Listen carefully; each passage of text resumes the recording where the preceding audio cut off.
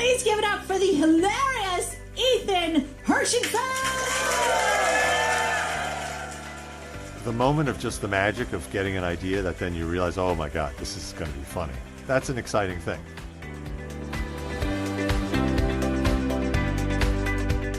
Like most every other person on this planet, I love to laugh. So I have a deep appreciation for stand-up comedians. I also have a lot of respect for them. How do they come up with all that funny material? And how do they remember it all? I'm Elizabeth Pearson Garr, and this is the Experience Podcast, the podcast that lets you experience things you probably have never done in your own life. In this episode, we find out what it's really like to be a stand-up comedian. My guest, Ethan Herschenfeld, has been doing stand-up for years, and right before the pandemic, he recorded an hour-long special called Thug Thug Jew. You'll hear some excerpts from it in this podcast. Ethan is also an actor and an opera singer. We'll get to those talents in a future episode. But for now, let's go backstage with Ethan Herschenfeld, stand-up comedian.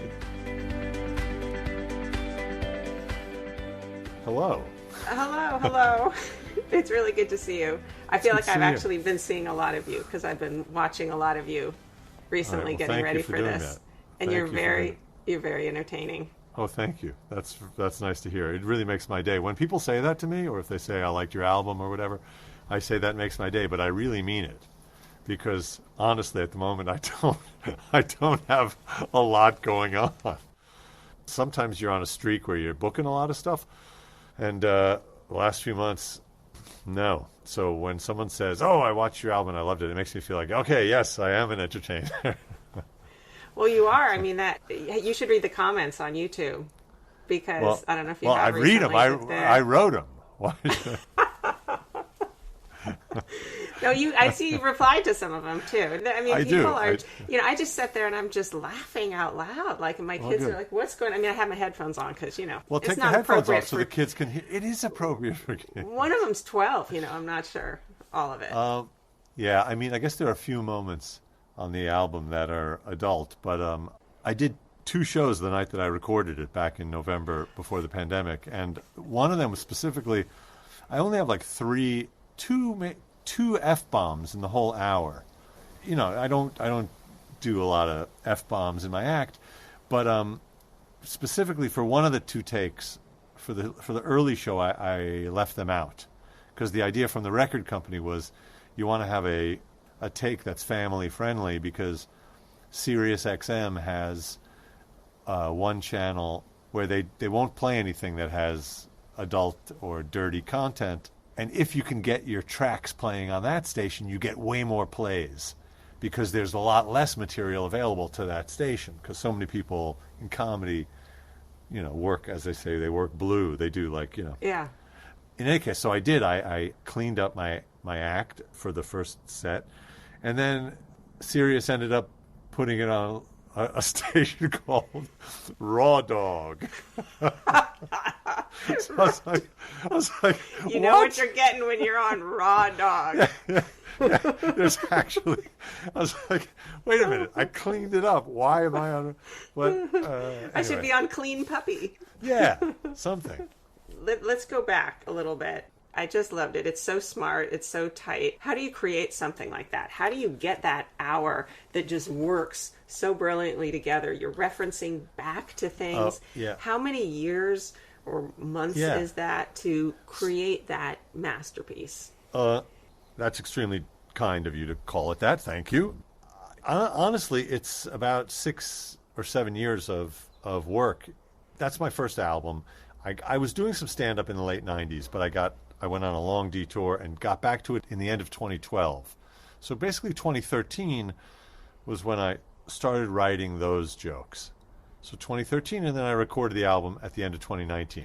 So about 6 years, really. And I started the writing. How did I write it? When I wanted to get back into comedy, and it took me a few years of saying that until I did something about it. And the thing I did was I just went online and looked for a workshop, and I went to this place called the American Comedy Institute, where the guy who runs it, his name's Steve Rosenfield. He's a brilliant teacher and director of comedy and of writing comedy, And so I took the workshop many times, and the workshop is structured in a way where you just start with some prompts. You start writing jokes, and you start in a 3-week workshop, you write a 5-minute set. So that's really the process. It just goes joke by joke and minute by minute. So then there was years of just doing shows. Sometimes you're just doing 5 minutes. Sometimes you're doing 15. And then in 2017 or 18, I started to get hired as a feature, which is in the comedy show, they'll have the opener, the feature, and the headliner. And the feature will do 20 minutes maybe. So I started doing that. So then I was doing 20 minutes somewhat regularly, which was a big deal because the thing with comedy is that it's the illusion of spontaneity. So when you're watching it, you're thinking, wow, this is a funny person just saying funny things, belying the fact that the jokes are, for the most part, written and rewritten and refined and performed hundreds of times to get them right where they should be. And that's why it's such a shock for a person like me to sit there and think, how do you know what comes next and how do you get... But that's because you've done it hundreds of times. But actually, that's a good point. That question, what's next, is actually in some ways, that is the key question when you're doing a much longer set. If you're not a person who's always doing an hour, if you're not a headliner traveling around doing that. So when I got the offer from 800 Pound Gorilla, that's the name of the record company, when I got the offer to do the album, you do an hour or something a little bit less than an hour. Then I was like, wow, I have a few months to suddenly be doing an hour. And you don't want to just obviously get up and do that for the first time at the recording. You want to be doing that for a few months before. But where do you go to do it a few months before? So I had to just kind of manufacture some settings, including I did it for my sister. I did the hour for her in her living room. Just she was sitting on she a good couch. Audience? She was or actually oh, Ethan. No, she was a really good audience. And then I did it for my mom. She knew a lot of the jokes already because she'd been coming to a lot of shows over the years. So she was a tougher audience. But then my friend Tom Eshelman, who's a very funny comedian, he came up with me to her apartment building in the Bronx, and we took over a kind of communal room in her building, and she invited the whole building, which has hundreds of apartments. So we had an audience of about 25 people. So Tom got up and did a set, and he did 15, 20 minutes, I guess, and he introduced me, and then I got up and did my hour, which was actually, interestingly, it was only 39 minutes or something when I did it for my mom and her people. Part of it was I think I was going faster. Part of it was what happened in the recording itself, which was at the New York Comedy Club. The room was full. It was very exciting. The laughs were big, and they took up time. So I ended up going quite a bit overtime in the first show, to the horror of the staff there, because they're on a tight schedule. They have to run a show where they get people in, and then they get them out, and then get people in for the next show. And we went way overtime because it ended up going an hour. And I thought it was going to go 48 minutes or maybe 50, but that wasn't great because one of the important things in this whole business is really sticking to the time that you're allotted, whether it's at a club or on a TV spot or whatever. The first thing you do when you get to the audition is you look in the camera and you say your name, your height, and the role you're auditioning for. And I'm never sure if I should do that, as me, like Ethan Herschenfeld, 6'3", Mujahideen rebel.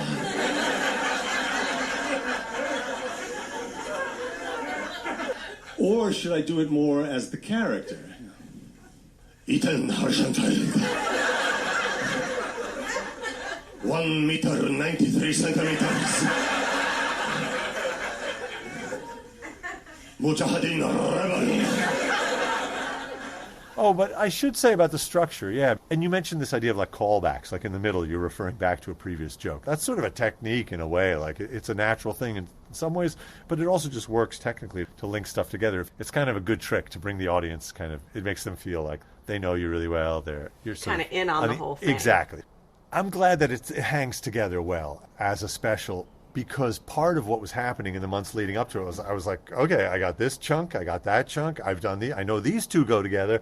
I don't know, what should I put in the middle? What should I put where? And at a certain point, it was just really just instinct. I'm just going to stick these things here and start doing it this way. And that's what I did. I just stuck, it's just building blocks, and I put them in this order. I thought it would be good to end with singing, because that's just always fun. I have that bit about the opera.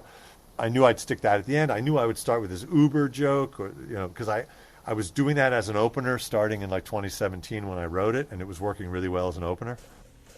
I keep getting mistaken for an Uber driver. Whenever I pull up to a red light, are you my Uber? No, I'm not. I'm getting sick of it. Next person who asks, I'm telling them to hop in. I get it. It's my whole Afghani, Albani, Algeri, Armeni, Azerbaijani. I'm going alphabetically. It ends with Yemeni and Zagrebi, so sit back. It takes a while. You recorded 2 nights and they put them together to create the special? It was one night. There was a 7 o'clock show and a 9 o'clock show. Oh, okay. Yeah, so we just performed them twice in one night. Yeah, then the record company had me choose. Like, we watched, or listened rather, and then took notes, and then that was a daunting task also, because then I got them to hook me up with an editor in New York. So I went over to his place and we sat down and did it, because my first attempts to sit down and choose which take I wanted and write down the in and out points, it was completely overwhelming. I couldn't do it. It's like me trying to do my taxes. I just could not do it. I need someone to hold my hand for that. Yeah, but a whole different level than the taxes, right? Because this is your creative process, and this is seeing yourself and listening and watching. I mean, yeah, it is painful. It can be painful watching yourself. I think some people enjoy watching themselves and hearing themselves. I don't particularly. Can you go back to that night of the actual performance? Yeah. I know you were toweling yourself off. Yes, it was very hot. Would you remember being there in the moment? What that felt like? And that I regret. Part of me was thinking, okay, this is 2 takes, and I did have 2 cameras also come to shoot it, because I thought the record company wasn't taking care of that necessarily. So I thought I'll get someone to do that just in case, what if this is a great show? And people really mostly consume comedy as specials. You know, they want to see it. They don't just want to hear it. But I did think, okay, I got to wear the same thing in the first show and the second show, you know, for what they call continuity. You can't cut in the middle of a joke if suddenly I don't have my jacket on. Then I found myself really sweating because I'm wearing this sort of, it's not the kind of thing it did become a thing I normally wear because I really like this jacket, but it's not normally my aesthetic, but it's like a fake leather because I'm vegan, I don't buy leather. And it's a fake leather kind of motorcycle jacket. So it's pretty damn warm, and I could pull the zipper up and down, but I couldn't take the whole thing off. And then I was sweating. I had a handkerchief on me, so it's just me mopping my brow or being shiny. So it's a combination of those things. You got to do what you got to do, I think. But I was aware natural. of that. It didn't stop the flow at all. I mean, a lot of times you'll see comedians go to the stool and pick up the bottle of water. So yeah, I had to do that once or twice. Are you nervous? What are you thinking before you go out, once you're out there? You know, there is that whole adrenaline thing, and I've had that my whole life as a performer. Right before going on stage or before going before the camera, if it's a TV thing, there are nerves, but I don't mind them. I don't perceive of them as bad. And in fact, that's something that Steve Rosenfield talks about. He has a book on stand-up, and he addresses this issue, which is if you can reframe the nerves, and it works in whatever business you're in. If you can just think about the nerves as something helpful that your body's actually doing for you, it's evolutionary, it's fight or flight, it's gearing you up to do what you have to do. Gets you kind of awake and energetic and just on your toes. So I think of it also as there's a difference between nervousness and excitement. Yeah. And if you're just nervous, then it could derail you. But if you're just excited and sort of adrenaline rush, then that's a positive energy. Sure. Yeah, it was exciting. The room was packed. I did a lot of promotion to get it packed for both shows. I never went to grad school and did a dissertation or whatever, where you have a few years of work suddenly where you're defending it. But there's something like that. You're aware. This is a lot of years of my work, and here goes. So there's a bit of that feeling like jumping off a diving board.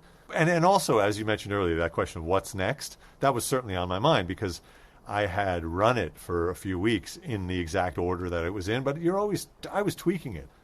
So it's a little scary in that regard. A little slice of your attention has to be on, okay, what's the next thing?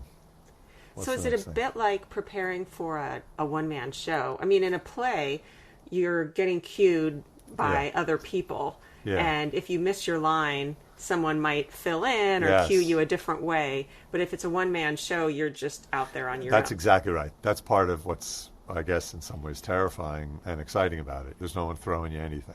So things can go. In fact, so I've only done 2 live shows since the pandemic. I was in New York 2 weeks ago for a couple of shows. And both times I had my set list in my pocket. You write down like 12 bullet points, what the subjects of the jokes are. So in both of those shows, I did whip out the set list because I did have that moment, because I hadn't been on stage in a year, of like, okay, that went well. Okay, they're laughing. Okay, I have no idea what's next. But you can deal with that in a way that gets a laugh, which is what I did, where I sort of said, well, that was offensive. I'm going to look at my list here to find the most offensive joke for the next. And so that I just went with that. And the joke was not offensive. It's like a pro move to pull that out and see what's next. Yeah.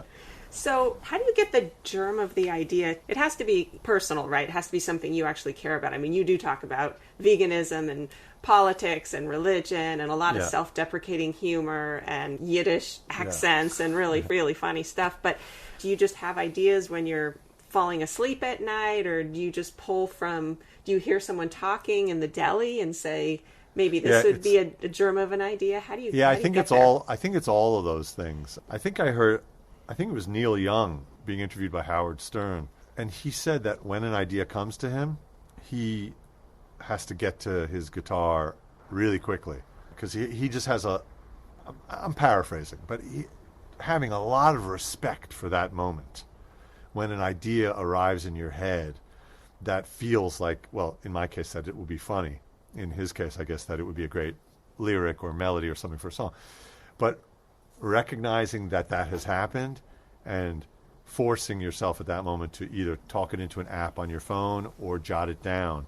Because what happens is that you can have that idea and realize and think, oh man, this could be really funny. This could end up being a really good joke or a longer bit. And then a half hour later or 15 minutes later, I've had this experience many times where then I remember that happened.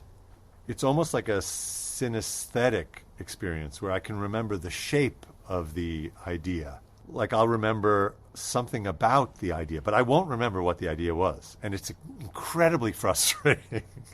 I have that feeling like, yeah, that was a great idea. And I remember it sort of, I picture it as like a certain shape or a certain form, but the idea is gone. It's very hard to get it back.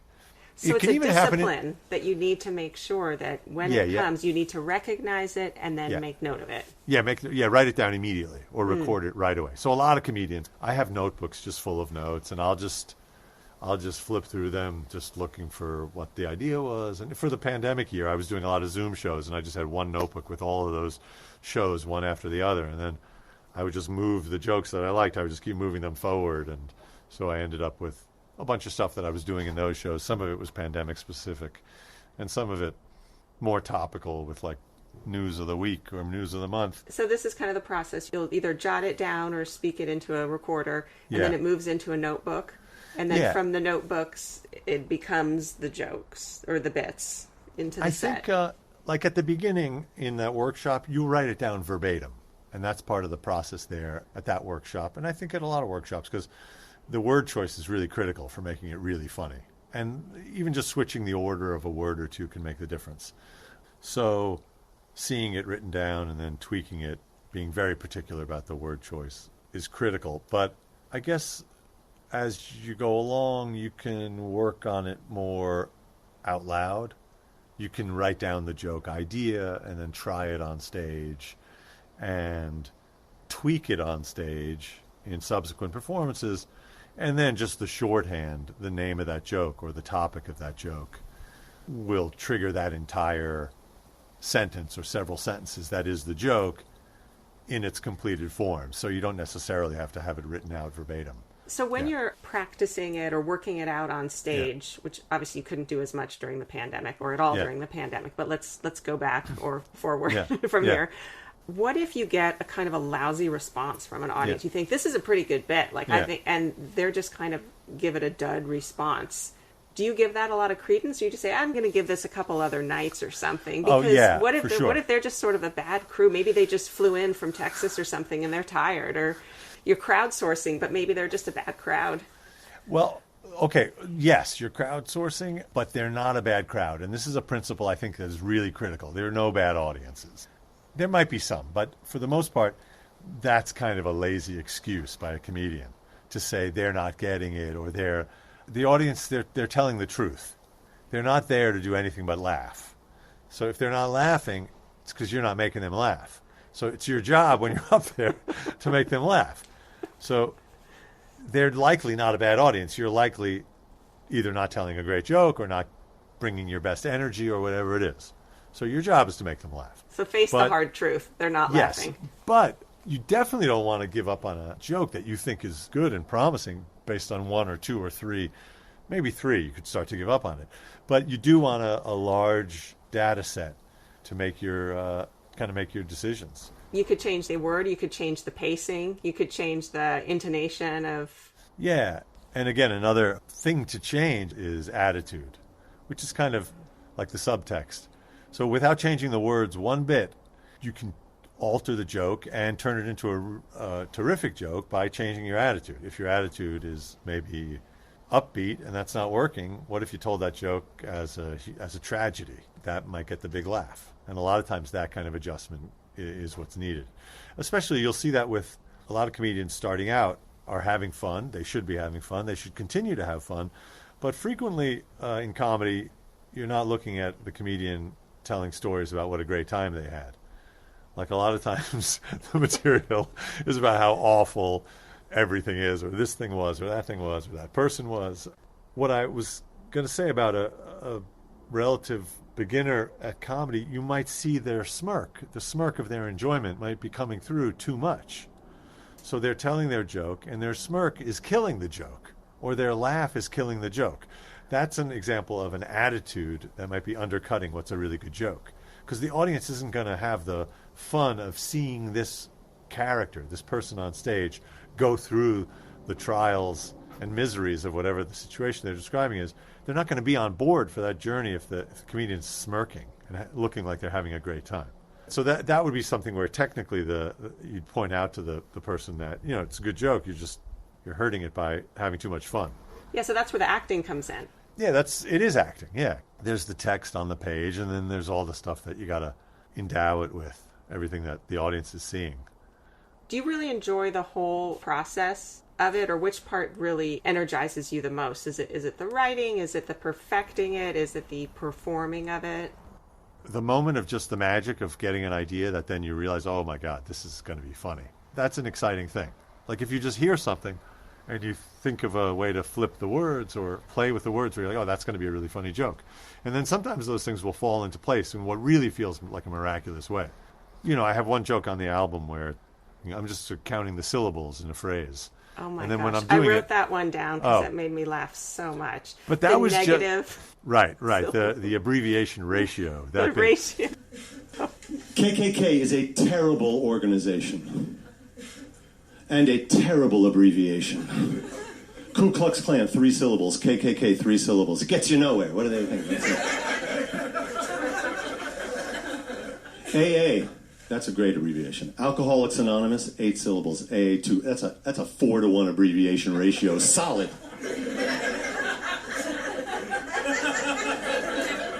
Worst abbreviation ever. WWW. World Wide Web, 3 syllables. WWW. That's 9 syllables. That's a negative 3-to-1 abbreviation ratio.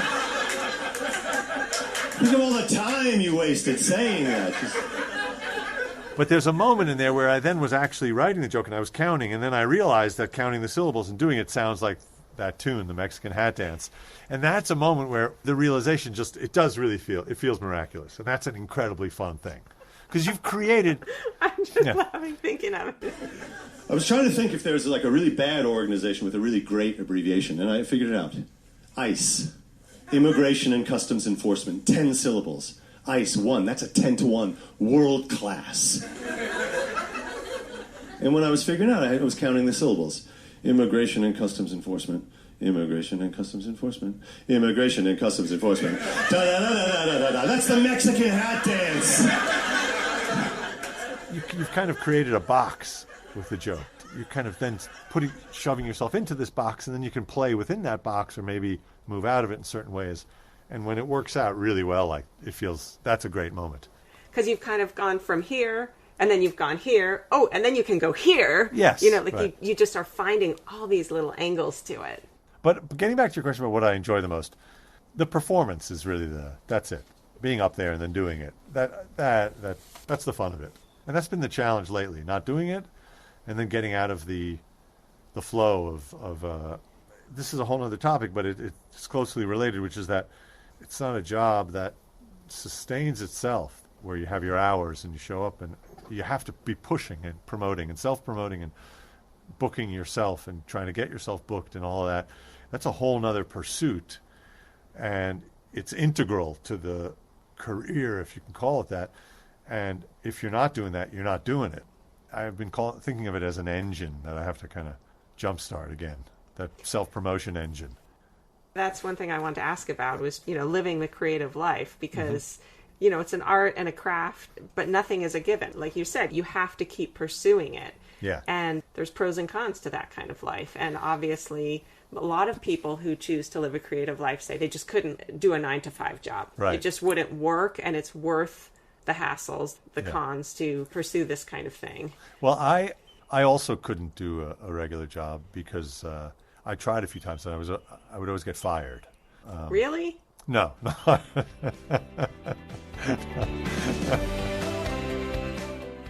It's hard to know what to believe when you're interviewing a stand-up comedian. I learned a lot from Ethan, and not just about stand-up. Here are some takeaways from his experiences that I think can apply to all of us. Number 1, have a lot of respect for your ideas. Notice them and make note of them. 2, nerves can be a positive thing. Reframe them. They're gearing us up for what we need to do. 3, a good question to keep asking ourselves is, what's next? 4, keep building. Ideas lead to jokes that lead to 5-minute sets, then 20-minute sets, and finally your own special. It takes time, effort, and persistence. Keep at it. Number 5, sometimes we need to jumpstart our own engines. And finally, number 6, small adjustments can make a big difference. Big thanks to the very talented Ethan Herschenfeld. His album, Thug Thug Jew, is on the label 800 Pound Gorilla. You can also watch it on YouTube. In our interview, he referred to his other career, acting. You can hear more about that, as well as his experiences as a professional opera singer, in 3 weeks on the Experience Podcast. Please visit our website, theexperiencepodcast.net, to explore other episodes and find out how to follow us on social media. And if you're enjoying the Experience Podcast, I'd be so grateful if you'd rate, review, and subscribe. It helps others discover us. A new episode drops every Wednesday. I'm Elizabeth Pearson Garr. Thanks for joining in the experience.